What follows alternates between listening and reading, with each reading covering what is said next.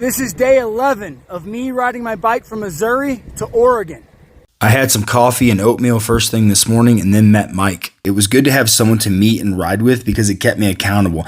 I need to make early starts more of a thing so I'm not getting finished too late. It was also just good to have someone to ride with for a while. Mike is a gem of a human and an absolute monster on the bike. Explain what you're about to do. There's a bungee on the road. You gotta get it. Mike has actually ridden in 48 of the 50 states, and today was state number 48 for him. Mike rode with me all the way to Rawlins, which was about 43 miles, and then we got lunch at Cactus Jack's. On Sundays, they have a buffet, so we absolutely smashed.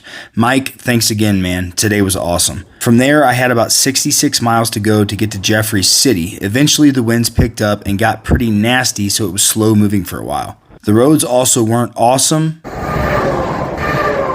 but the views were good and it was sunny, so I'm not complaining. Mike inspired me to pick up my own bungee on the side of the road, and this actually worked out pretty well because now I could strap down my flip-flops. Wyoming is a pretty desolate state, so there's not a lot here. So if you're ever bike touring in the state, I would highly suggest stopping and getting food and water every chance you get. I had a stretch here of about 43 miles where I didn't see a single store. Finally, I came up on this gas station. I got some snacks.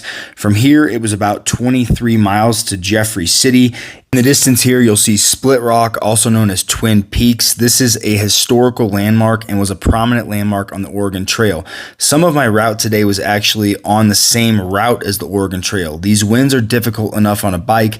I cannot imagine dealing with them in a covered wagon. I finally made my way into Jeffrey City and stopped in at the Split Rock bar where I met Isabella and Jimbo. I had a few beers and then headed to the church, which is a hostel for cyclists. This place has a bathroom, kitchen, and several bedrooms.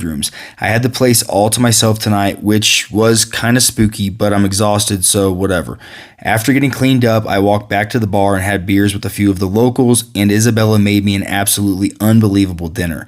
This whole experience of sitting at this bar and drinking some beers with these locals and just talking is the type of thing that is making this whole experience so cool. Yes, the bike riding is great, the views are great, but the people are what is making this trip so special. Isabella and everybody else, thank you so much for welcoming me in and cooking me dinner and just showing me so much great hospitality. I will never forget this day. On this day, I rode a total of 109.61 miles, climbed 2,749 feet of elevation, and burned 4,236 calories.